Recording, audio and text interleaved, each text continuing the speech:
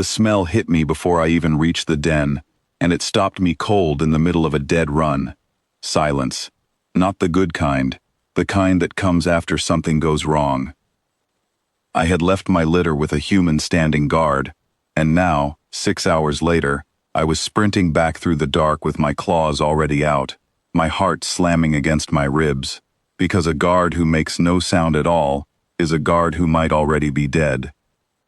11 cubs, my cubs, left in the care of a soft-skinned outsider who could be knocked over by a strong wind, while I went out to run patrol because the Alliance Council had insisted, again, that trust between our peoples needed to be shown in action, not just words. I had argued against it. I had said it out loud in front of the other warriors, that leaving a human alone with apex young was reckless, that our cubs had claws sharp enough to open her skin before she even understood she was in danger. Nobody had listened. The council wanted a gesture. I had given them one, and now I was tearing through the trees, convinced I was about to find out exactly how badly that gesture had failed. I reached the den mouth and dropped low, sliding through the entrance, the way every hunter of my kind learns before we can even stand upright. My eyes adjusted instantly to the dark inside, built for exactly this, built to see danger before danger sees you. There was no blood. There was no wreckage. There was a pile. In the center of the nest hollow, half buried under a heap of small furred bodies, was the human. Her name was Ellie. She was lying on her back with one arm flung above her head, mouth slightly open, completely and totally asleep, and on top of her, around her, tangled into her, like she was just another cub in the litter, were all 11 of mine. Every single one of them was purring. I stayed frozen in the entrance for longer than I want to admit, because nothing about what I was looking at matched anything I understood about the world. Cubs do not sleep undefended near something they do not trust. It is not a decision they make. It is older than decisions, buried so deep in their instincts that no amount of training can override it. A cub who feels threatened will bolt, will bite, will scream loud enough to bring every warrior in the camp running. A cub who feels safe will do exactly what I was looking at right now. Pile on top of the thing that makes them feel that way, and go to sleep without a single worry in the world. 11 of them had made that choice about a human.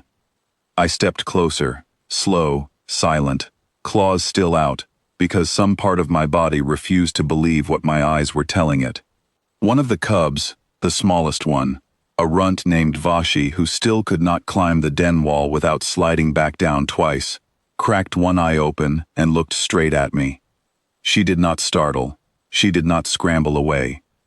She looked at me the way she looks at a tree branch or a passing insect, something mildly interesting and completely unthreatening, and then she pressed her face back into the human side and kept purring like I had never been there at all. That told me more than anything else could have. My cubs cannot be talked into feeling safe.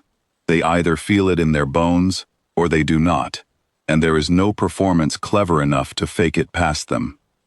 Something had happened in this den over the last 6 hours that had convinced all 11 of them, at the same time, that this soft, clawless, slow-moving creature was not a threat. Was, somehow, the opposite of a threat. I crouched down at the edge of the nest and made myself actually look at her, instead of just measuring the danger she represented. The way I had been trained to measure everything since I was old enough to walk. There was a shallow scratch along her forearm, already scabbed over, the kind of mark a cub leaves during rough play, not during an attack. Her boots were sitting neatly by the den entrance, out of reach of small, curious teeth, lined up the exact way you learn to line things up after the first time a cub chews through a bootlace out of boredom. She had not just survived 6 hours alone with my litter, she had played with them until she physically could not keep her eyes open anymore, and then she had let them do what cubs do to anything warm and unresisting: bury it completely. I sat back on my heels and felt something shift inside my chest that I did not have a word for yet. I thought about waking her. I ran through the kind of formal words a warrior is supposed to say to an ally in a moment like this. something appropriately dignified about gratitude and trust and the strength of the alliance between our peoples. But every version of it sounded hollow in my head, too small for what I was actually looking at. So instead, I turned around and lay down across the den entrance, facing out into the dark the way I would if she had never been there at all, and I let her sleep. I want to say I understood everything in that moment, but the truth is, I only understood one small piece of it.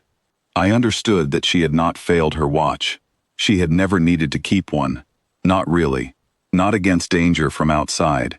11 apex cubs already carried more claws and teeth between them than most grown warriors, and not one of those claws or teeth had ever turned toward her. She had only ever had to convince my litter not to want to use them, and somehow, in one quiet, ordinary night full of wrestling and milk and boredom, she had done exactly that. I kept watch until the light came up gray through the den mouth, and even then I did not wake her right away. I listened to the sound of 11 cubs breathing in rhythm with a human heartbeat, and I thought about every warrior back at camp who had smiled politely and called this arrangement a courtesy, a weak gesture toward a weaker ally. None of them had seen this. None of them understood what it actually meant for a den full of apex young to choose comfort over instinct, to choose her. When Ellie finally stirred, she did it slowly, blinking up at a ceiling of fur and small twitching ears, clearly confused for a moment about where exactly she was and how she had ended up completely covered. She lifted her head an inch, saw me sitting at the entrance, and went very still. I watched her run the same calculation I had run 6 hours earlier, just backward. She was checking whether she was in danger, whether I had come back angry, whether I blamed her for falling asleep on watch, whether this was about to go badly for her. I did not move. I did not growl.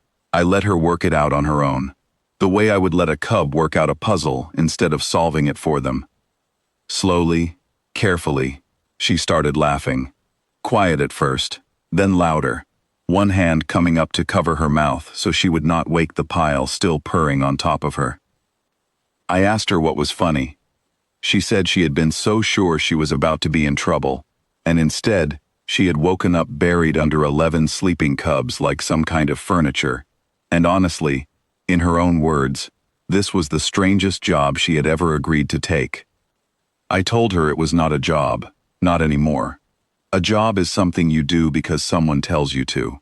This was something else, something that did not have a proper word in her language or mine yet, but I had spent all night watching 11 cubs choose it, without being told to do anything at all. She asked if I was angry that she had fallen asleep. I told her the truth.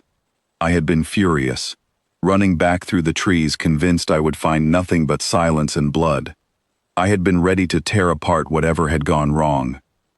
Instead, I had found the safest, quietest den I had ever walked into in my entire life, and every warrior back at camp who thought her people were too soft to be trusted with anything that mattered was wrong, and I intended to tell them exactly why.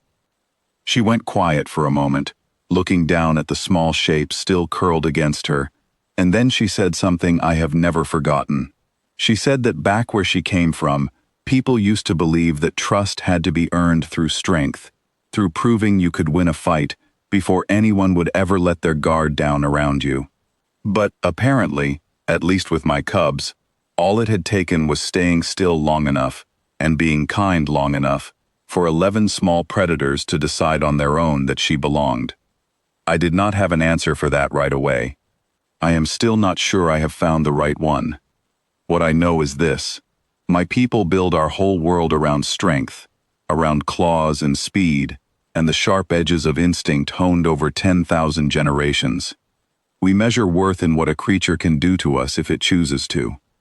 And somewhere in the middle of that measuring, we had missed the much simpler truth, sitting right in front of us the entire time.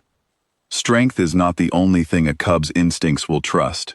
Patience is something instincts trust too. Gentleness is something instincts trust.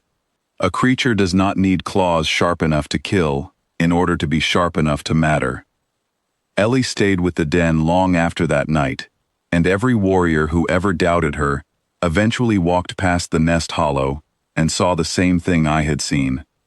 A pile of purring shadows, curled around something soft, something slow, something that had somehow earned a kind of trust none of us with all our claws had ever managed to earn quite so completely. I still keep watch some nights, sitting at the den entrance the way I did that first morning, listening to the quiet. But I am not guarding against her anymore. I never really was. I am guarding what she built inside that den, one long, ordinary, exhausting night at a time, until 11 cubs, who trust almost nothing, decided, without a single word from me, that she was one of their own.